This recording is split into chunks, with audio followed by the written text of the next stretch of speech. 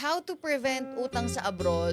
Unang-una, huwag gagastos na isang bagay, lalo na kung once mo lang siya na alam mo utangin mo. If it's once, never ever utangin para dyan.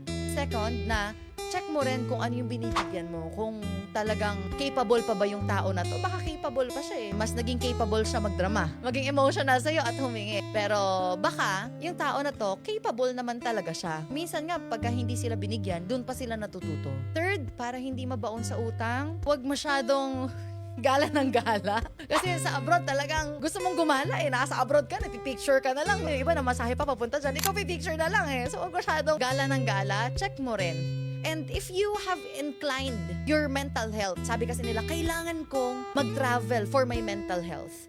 If you inclined that traveling is good for your mental health, good luck. You will lose a lot of money because it's really so expensive traveling.